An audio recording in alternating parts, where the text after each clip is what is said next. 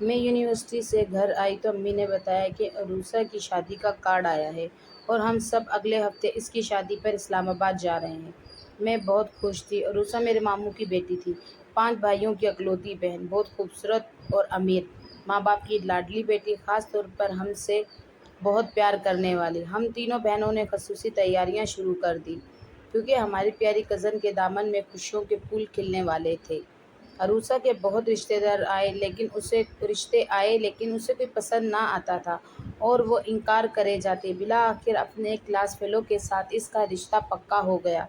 لڑکا بھی اسے بہت چاہتا تھا۔ ساری کزنز مذاق کرتیں کہ اگر تمہیں فرحان ہی پسند تھا تو پہلے ہی بتا دیتی، یوں اتنے رشتوں کو منع کرنے کی ضرورت تھی۔ بالآخر اس کی شادی بڑے دھوم دھام سے ہو گئی۔ ماموں نے بیٹی کو ڈھیر سارا جہیز دے کر رخصت کیا۔ دلہن بنی وہ اتنی خوبصورت لگ رہی تھی کہ دیکھنے والوں کی نگاہیں خیر ہو رہی تھیں۔ ابھی شادی کی دھوم دھام بھی ختم نہیں ہوئی تھی، مہمان ابھی بھی شادی والے گھر میں تھے کہ شادی سے اگلے ہی دن عروسہ کی طلاق کی خبر آ گئی۔ سبھی ہکا بکا رہ گئے۔ مجھ کو تو ایسے جھٹکا لگا کہ دل تھام کے رہ گئی۔ ماموں ممانی بہت دل گرفتہ تھے۔ خود وہ بھی رو رو کر اتنی نڈھال تھی کہ وہ طلاق کی وجہ بھی نہ بتا پاتی۔ یہ بات جنگل میں آگ کی طرح سارے خاندان میں پھیل گئی۔ ہم بھی افسردہ ہوئے۔ جب عروسہ کچھ بہتر ہوئی تو ماموں ممانی نے اسے منا بجھا کر پھر سے ایک بار اس کا گھر بسانے کا ارادہ کیا۔ یوں ایک اور بہت اچھی جگہ اس کا رشتہ طے ہو گیا۔ لڑکا بہت سلجھا ہوا، نیک اور امیر خاندان سے تھا۔ ماموں نے پھر سے دھوم دھام سے بیٹی کو رخصت کیا۔ خود عروسہ بھی خوش دکھائی دیتی تھی۔ لیکن شادی کے اگلے ہی روز ہمیں پھر سے یہ خبر سننے کو ملی کہ عروسہ کے شوہر نے اس کو طلاق دے دی ہے۔ ماموں اس صدمے سے بیمار پڑ گئے۔ خود عروسہ کی حالت بھی دیکھی نہ جاتی تھی۔ میں گھر آ کر اپنی پڑھائی میں مصروف ہو گئی۔ 3 ماہ بعد ہمارے گھر میں پھر سے خوشیاں جگمگانے لگیں۔ میرے اکلوتے بھائی اصغر کی شادی ہونے والی تھی۔ میرا بھائی انگلینڈ سے انجینئرنگ کی تعلیم حاصل کر کے آئے تھے اور اب ان کی اپنی من پسند محبوبہ امارہ سے، جس سے وہ 5 سال سے محبت کرتے تھے، شادی ہونے والی تھی۔ امارہ بھی بھائی کو بے پناہ چاہتی تھی۔ بھائی کی شادی میں 2 روز باقی تھے جب یہ افسوسناک واقعہ ہوا۔ کسی شخص نے بھائی کو ایک خط لکھا۔ اف، وہ بھی کیسی اذیت بھرا دن تھا جب اصغر بھائی کو وہ خط موصول ہوا تھا۔ لفافے میں تحریر انجانی تھی۔ شادی کے سلسلے میں شدید مصروفیات کے سبب انہوں نے کمرے میں جا کر وہ لفافہ میز کی دراز میں رکھ دیا کہ بعد میں آ کے پڑھ لوں گا۔ دن بھر کاموں میں مشغول رہے۔ رات گئے جب بستر پر لیٹے تو تھکن کے مارے نیند کی آغوش میں خط کو بھول گئے۔ بے شک بھائی تعلیم یافتہ اور کھلے ذہن کے مالک تھے۔ بیرون ملک اعلیٰ تعلیم حاصل کرنے کے باوجود وہ ایک مشرقی مرد ہونے کے ناطے اس قسم کے خط سے یقیناً ڈسٹرب ہونا لازم تھا۔ خیر گزاری اگلے دن بھی ان کا ذہن اس لفافے کی طرف نہ گیا جو دراز میں پڑا تھا۔ یوں بخیر و عافیت خوشی خوشی ان کی شادی ہو گئی۔ ہفتہ خیریت سے گزر گیا۔ شادی کے 7ویں روز میکے میں رسم ہونا تھی۔ اس روز دلہن اپنے والدین کے گھر جاتی ہے اور شوہر کے ساتھ اس کے گھر والوں کو بھی دعوت پر مدعو کیا جاتا ہے۔ ہم سبھی گھر والے بھائی اور بھابھی کے ہمراہ ان کے میکے دعوت میں گئے۔ کھانے کے بعد سب باتوں میں مشغول تھے کہ بھائی اصغر نے کہا کہ چلتے ہیں اب، مجھے دفتر کا کچھ ضروری کام بھی نپٹانا ہے۔ بھابھی بولیں کہ ابھی تو زیادہ وقت نہیں ہوا، ہمیں شام تک رہیں گے۔ بھائی نے کہا کہ اگر تمہیں رہنا ہے تو کوئی بات نہیں، رہ لو، میں تمہیں کل آ کر لے جاؤں گا، مگر میں جانے کی اجازت چاہتا ہوں کیونکہ مجھے آج بھی دفتر کا کچھ ضروری کام کرنا ہے جو ہماری شادی کی چھٹیوں کے باعث التوا میں پڑ گیا تھا۔ بھابھی نے امی سے بھی میکے میں رہ جانے کی اجازت مانگ لی۔ میری والدہ نے بھی بخوشی بہو کو اجازت دے دی اور کہا کہ بیٹی 1 دن نہیں، بے شک 2-4 دن رہ لو، جب آنا ہو فون کر دینا، میں اصغر کو تمہیں لینے بھیج دوں گی۔ بھائی ہم کو لے کر گھر آ گئے۔ وہ آتے ہی اپنے کمرے میں گئے اور آفس کی فائلیں کھول کر کچھ لکھنے بیٹھ گئے۔ ذرا دیر بعد کوئی شے لینے کو دراز کھولی تو نظر اس لفافے پہ پڑ گئی جیسے وہ رکھ کر بھول گئے تھے۔ خدا جانے کس کا خط ہے۔ انہوں نے لفافہ چاک کیا۔ جوں ہی خط پڑھا کمرے سے باہر نکل آئے۔ میرے بھائی کا رنگ روپ یکت اڑ گیا تھا اور صورت سفید پڑ گئی تھی۔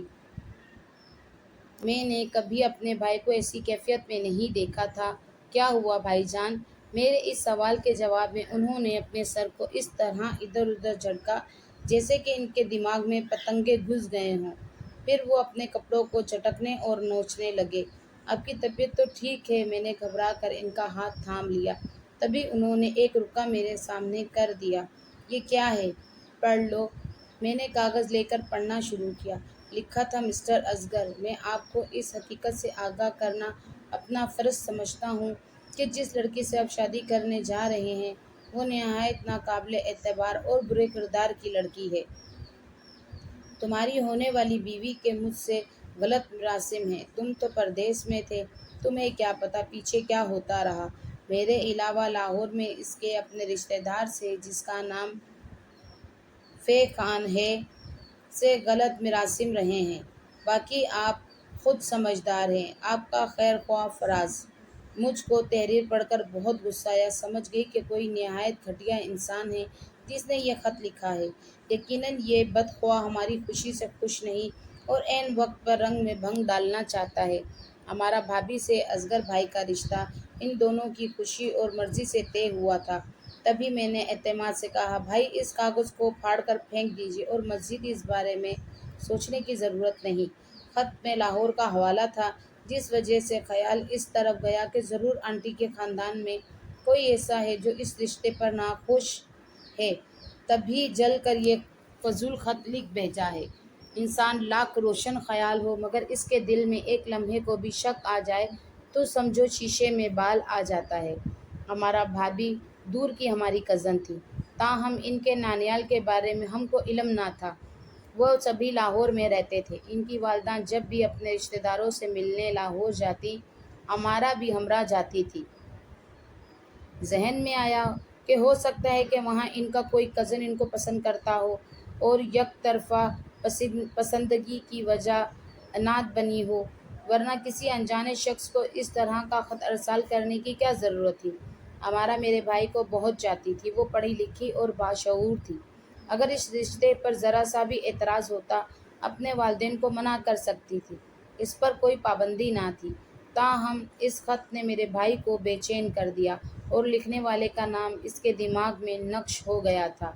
میں نے اصغر بھائی کے ذہن سے اس بات کو نکالنے کی کوشش کی۔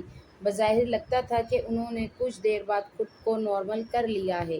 وہ اپنے کمرے میں جا کر آفس کا کام مکمل کرنے لگے، لیکن شام کو جب باہر آئے ان کی صورت پر بدستور پریشانی کی لکیریں کھینچی تھیں۔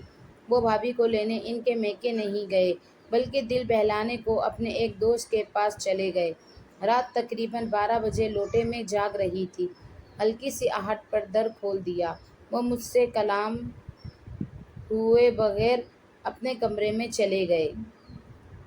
میں بھی جا کر بستر پر دراز ہو گئی۔ خدا جانے آج نیند کیوں آنکھوں سے دور چلی گئی تھی۔ کافی دیر تک جاگتی رہی۔ دعا کرنے لگی، خدا کرے کہ میرے بھائی نے اس فضول تحریر کو بھلا دیا ہو۔ اے اللہ، بھابھی کل ہی میکے سے آ جائیں تاکہ بھائی کے دل میں اگر کسی بدگمانی نے جگہ لے لی ہے تو یہ ختم ہو جائے۔ بدقسمتی یہ کہ اگلے روز بھابھی نہ لوٹی اور نہ ہی ان کا فون آیا۔ چونکہ ان کی والدہ کی طبیعت اچانک خراب ہو گئی تھی، انہوں نے میکے میں مزید 1-2 روز ٹھہر جانے کو ترجیح دی۔ امی نے ان سے پہلے ہی کہہ دیا تھا کہ بیٹی بے شک جتنے دن رہنا چاہو رہ لینا، یہ بھی تمہارا گھر ہے۔ میں نے امی سے کہا کہ آپ اصغر بھائی سے کہیں شام کو جا کر بھابھی کو لے آئیں۔ وہ بولیں، امارا نئی دلہن ہے، ایسا رویہ درست نہیں ہوگا، آج کل میں وہ خود فون کر دے گی۔ شادی کے شروع دنوں میں والدین کا گھر یاد آتا ہے، آہستہ آہستہ ہی انسان اپنا قدیم ٹھکانہ بھلاتا ہے اور نئی جگہ کی عادت پڑتی ہے۔ اسے وہاں گئے ایک ہی رات تو گزری ہے، ابھی فون کرنا ٹھیک نہیں ہے، کل شام فون کر دوں گی۔ مگر معاملہ یہ تھا کہ اس فضول خط کو پڑھنے کے بعد خدا جانے کس قسم کی سوچیں میرے بھائی کو پریشان کر رہی تھیں۔ انسان سامنے ہو تو دل تسلی میں آ جاتا ہے، کوئی کھٹک من میں ہو بات چیت کر کے جی کو مطمئن کر لیا جاتا ہے، لیکن غیر موجودگی سے خیالوں میں بدگمانی جڑ پکڑ لیتی ہے۔ تبھی چاہ رہی تھی کہ میری چاند سی بھابھی جلدی آ جائیں۔ جب بھائی ان کی من موہنی صورت دیکھیں گے تو آپ بھی ان کی محبت بھری مسکان میں کھو جائیں گے اور دل پر ایک نامعلوم سا بوجھ اگر ہے بھی تو اتر جائے گا۔ خدا کی کرنی کہ ان کی والدہ کی طبیعت اتنی ناساز ہو گئی کہ ان کو اسپتال لے جانا پڑا۔ بھابھی سے یہ غلطی ہو گئی کہ فون کر کے نہ بتایا، کیسے خبر تھی کہ ایک نامعلوم شخص کے بھیجے ہوئے خط سے غلط فہمی جڑ پکڑ لے گی، پھر حالات سنبھلنا مشکل ہو جائیں گے۔ سوچ کا رخ غلط سمت سفر کرنے لگا تو طرح طرح کی الٹی سیدھی باتیں ذہن کو گندا کرنے لگتی ہیں۔ اصغر بھائی بھی ایسے ہی کیفیت کا شکار ہو گئے تھے۔ جوں وقت گزرتا جاتا تھا ان کی بے چینی بڑھتی جا رہی تھی۔ حالات کی نزاکت کو دیکھتے ہوئے بالآخر میں نے بھابھی کو فون کیا کہ آپ جلد واپس آ جائیں، بھائی جان آپ کی خاطر اضطراب کا شکار ہیں، اگر آپ خود سمجھدار ہیں۔ بھابھی اپنے شوہر کی پریشانی کا سن کر اپنے بھائی کے ہمراہ گھر کو روانہ ہو گئیں۔ انہوں نے فون پر مجھ سے کوئی دوسری بات کی اور نہ ہی کوئی سوال کیا۔ آتے ہی بتایا کہ امی بیمار ہیں، تبھی رہ گئی۔ امی سے بھی معذرت کی۔ والدہ نے کہا بیٹی کوئی بات نہیں، ہمیں تم سے کچھ گلہ نہیں ہے۔ جب بھابھی آئیں بھائی گھر پر نہ تھے، لیکن ان کی تھوڑی دیر بعد وہ آ گئے۔ میں اس خط کے بارے میں بھابھی کو کچھ نہ بتا سکی۔ اصغر بھائی کے چہرے پر اپنی دلہن کو دیکھ کر مسکراہٹ نہیں ابھری تھی، بلکہ ماتھے پر شکن اور صورت پر تناؤ سے ناراضگی جھلک نمایاں تھی۔ بھابھی نے ان کے رویے میں بدلاؤ کو محسوس کر لیا اور اپنے کمرے میں چلی گئی۔ وہ سمجھ رہی تھی کہ ان کا میکے رہ جانے سے ناراض ہیں۔ جب بھابھی نے بتایا کہ وہ اپنی والدہ کی بیماری کی حالت میں ہسپتال میں چھوڑ کر آ گئی ہیں تو اصغر بھائی کا غصہ ٹھنڈا ہو گیا۔ بیوی کی صورت دیکھ کر دل میں جو لاوا جل اٹھا تھا سرد پڑ گیا۔ شاید کہ عقل نے جذبات کی لگام کو تھام لیا تھا۔ میرے بھائی نے یہاں تک درگزر سے کام لیا کہ اس کے خط کا ذکر بھی بیوی سے نہ کیا۔ اگلے دن وہ بیوی کو لے کر اسپتال گئے اور بھابھی کی والدہ کی مزاج پرسی کی۔ بھابھی بیچاری اس کے بعد شاید ڈر گئی تھی کہ وہ میکے جانے کے لیے نہ کہتی تھی، بھائی خود لے جاتے اور وہ انہی کے ساتھ گھر واپس آ جاتی، والدین کے گھر رات کو ٹھہرنے پر اصرار نہ کرتی۔ ہمارے گھر میں سکون کی راجدھانی ہو گئی اور اس کے بعد کوئی بے سکون کر دینے والا نامہ موصول نہ ہوا۔ زندگی معمول کے مطابق رواں دواں تھی۔ شاید کہ میرا بھائی اس ناگوار تحریر کو بھلا چکا تھا۔ اس واقعے کے 1 سال بعد بھابھی کی بڑی خالہ کا انتقال ہو گیا۔ ان کی امی نے بھائی اصغر کو فون کیا کہ بیٹا میری آپا وفات پا گئی ہیں، چاہتی ہوں کہ تم امارہ کو ہماری طرف بھیج دو۔ آنٹی فکر نہ کریں، میں خود لے کر آ رہا ہوں، ہم ابھی تھوڑی دیر میں پہنچ رہے ہیں۔ بھابھی کو یہ خالہ رہتی تو لاہور میں تھی، لیکن عرصے سے بیمار تھی، سو علاج کی غرض سے اسلام آباد آئی ہوئی تھی۔ اصغر بھائی بیوی کو لے کر سسرال گئے۔ بھابھی کے کچھ قریبی رشتہ دار لاہور سے آئے ہوئے تھے، انہی میں ان کے خالہ کا بیٹا فراز خان اور اس کی فیملی بھی تھی۔ فراز صاحب خاصی عمر کے تھے، شادی کو عرصہ گزر چکا تھا، ان کے 2 بچے تھے اور سب سے بڑے بیٹے کی عمر اس وقت 15 برس تھی۔ جب سسر نے اصغر بھائی سے فراز صاحب کا تعارف کرایا تو یکایک ان کے ذہن میں 1 سال قبل کا وہ دن آ گیا جب ان کی شادی ہوئی تھی اور دلہن والوں میں جو خاص مہمان آئے تھے ان میں یہ فراز صاحب بھی تھے۔ انہوں نے بھابھی کو شادی میں خاصا مہنگا تحفہ دیا تھا۔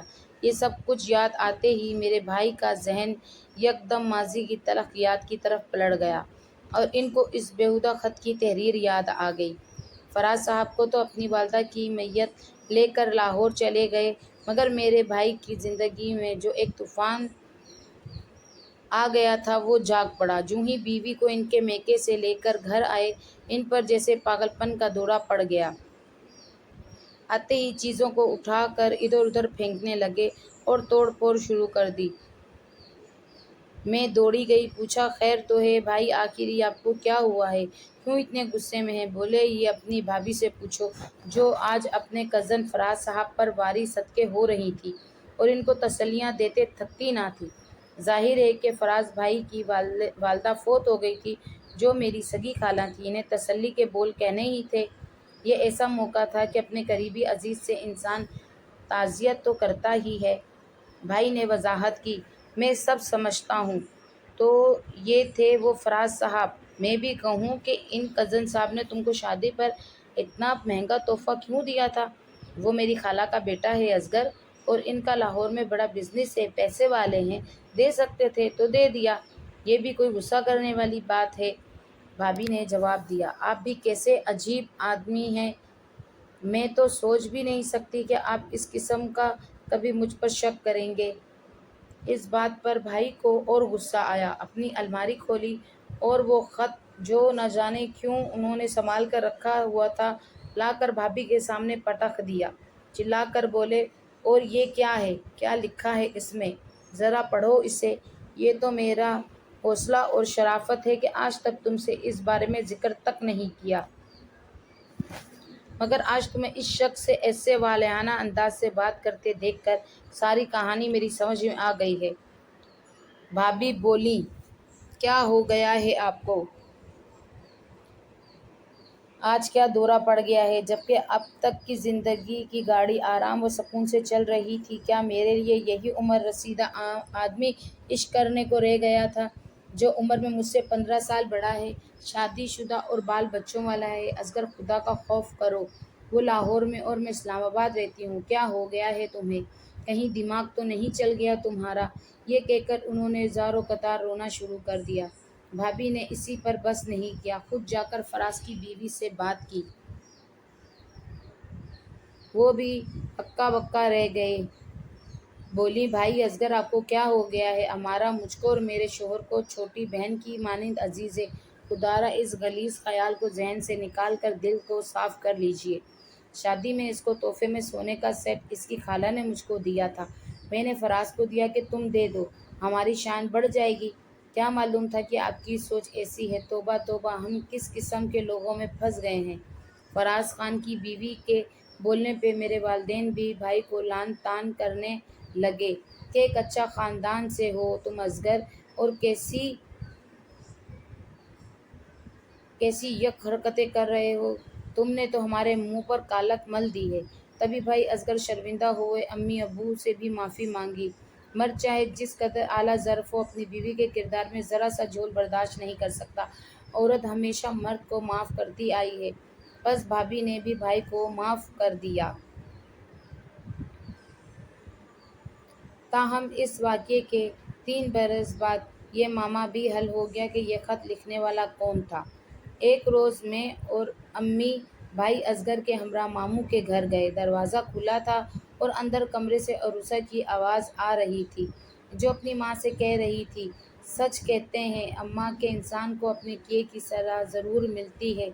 میں نے حسد میں امارا کی شادی سے 1 دن پہلے ایک خط لکھا کہ اصغر کو ارسال کیا تھا، جس میں امارا پر جھوٹا الزام دھرا تھا۔